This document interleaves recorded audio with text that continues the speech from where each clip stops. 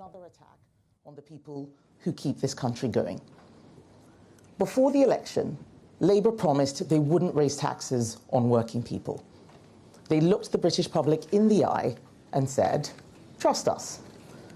But now they've broken that promise in the worst way. This is a fundamental breach of trust. They hiked taxes on farmers. They introduced a jobs tax that is killing businesses. They even snatched away pensioners' winter fuel payments, despite their promise to protect them. And who is paying the price?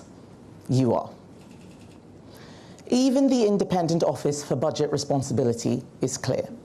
Labour's jobs tax will hit workers, not just businesses. And the real cost?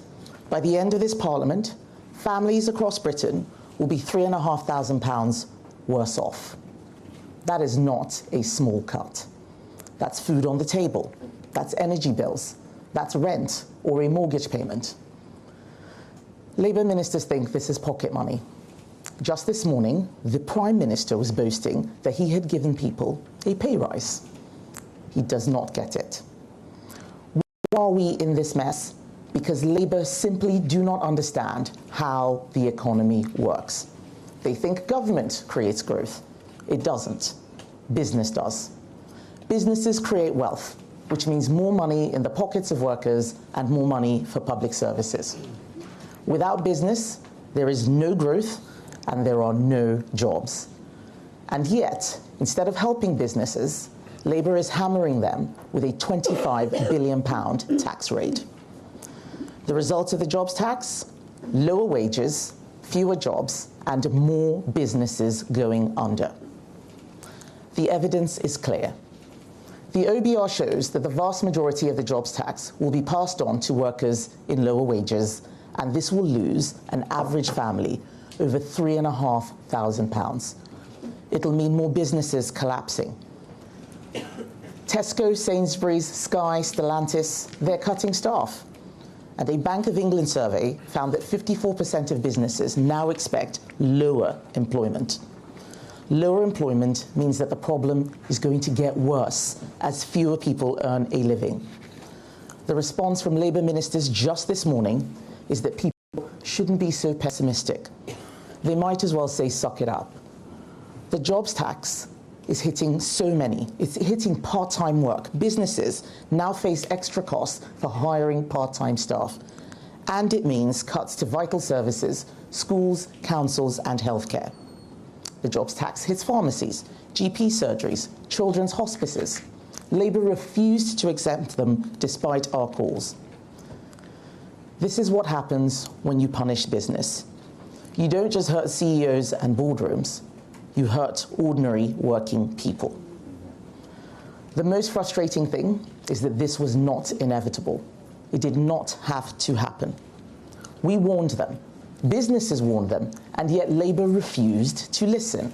Now it's working families who will suffer. This jobs tax is a tax on your pay packet, a tax on those who work hard, do the right thing, and want a better future for their children.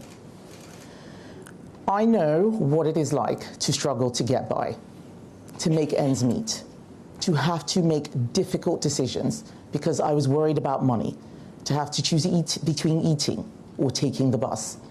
I cannot imagine losing £3,500 at a time when people are trying to save for deposits, pay mortgages, deal with soaring bills. Under Labour, from today, household bills will shoot up by over £1,000 this year alone. And don't just take my word for it. Business leaders are speaking out.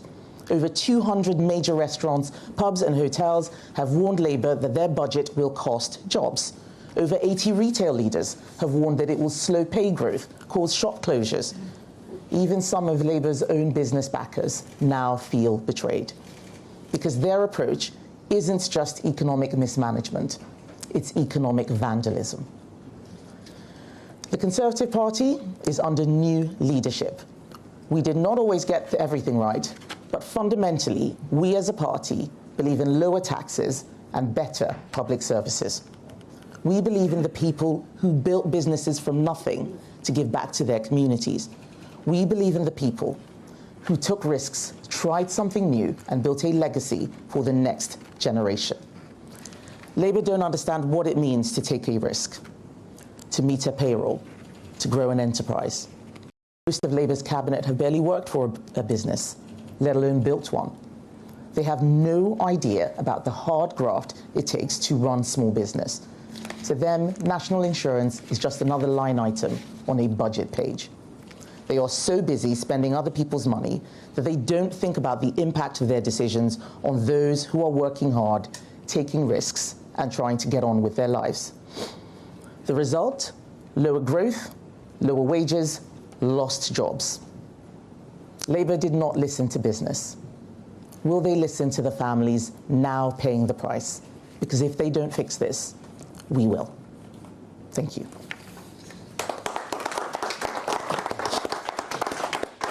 Well, thank you, Kemi. We've got the panel with Labour us still. said at the So that's the Leader of the Opposition. That was rather half-hearted applause. I'm not sure who the audience is. No. What do you make of that speech, Piers? Well, it was stating the obvious, Yeah. very easy stuff with no substance or anything, any spark at all. I'm sorry, it was paint drying. And I cannot imagine, I don't understand the point of it. They keep doing these events when they've got nothing to say of any substance, anything captivating, any really major new point.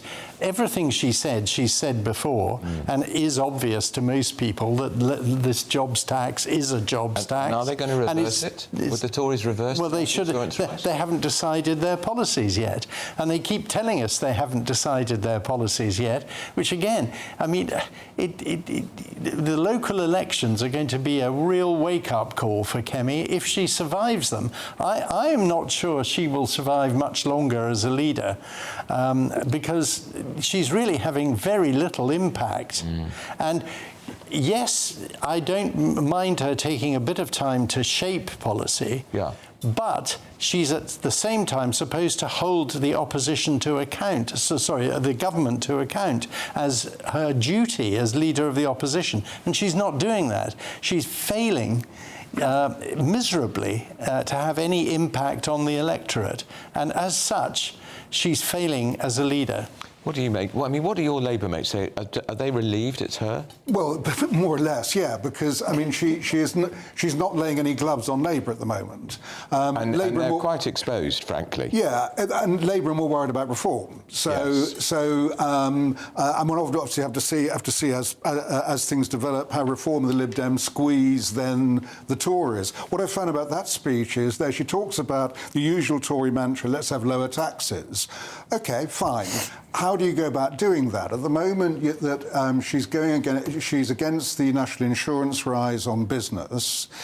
The question then is that is the only big tax that was left to Rachel Reeves to raise. It brings in 20 to 25 billion pounds. What Kemi Badenoch needs to do is say, well, where does that money come from?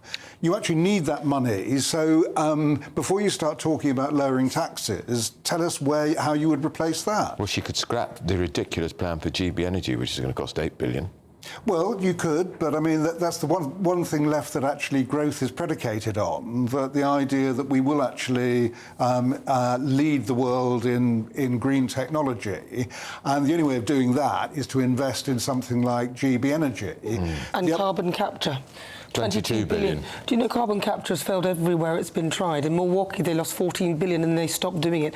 And the only real beneficiaries of carbon capture are the oil and gas companies who back it because the little pellets of carbon are then fired into oil wells to make more oil and gas. So that they use it to explode oil wells to get more oil and gas. So it is a voodoo science. It's a voodoo science. I mean, at the moment, carbon capture is not not developed enough. We're allocating 22 billion pounds. I know, but if you don't develop these things... But it's failed everywhere. Well, it has so far, but then why back a failed technology? Because we're on the cusp of, one hopes, a green revolution. The direction, or the abyss. The direction...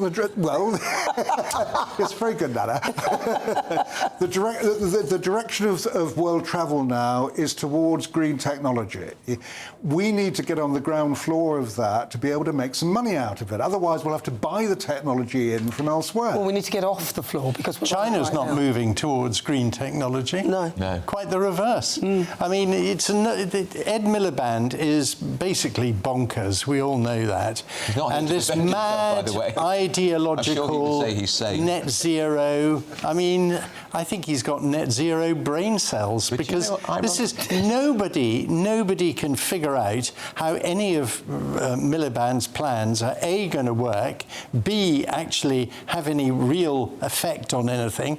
We equate to 1% of global emissions, and we're about 1% of the world economy. It's quite normal. We don't need to. The fourth largest world polluter if you take it over the last 100 years. No, but let's be we're talking realistic. about now. You say 1%, but let's be honest. The reason why is because we've kind of offset it to China, so we don't produce anything really. So we buy everything from China, who then are opening new coal fields all the time. So it's not really 1%. It's just 1% emitted from the UK, but we are massive contributors to the carbon emissions. And Miliband's plans don't work. I mean, the grid is already in trouble, as witness what happened at Heathrow.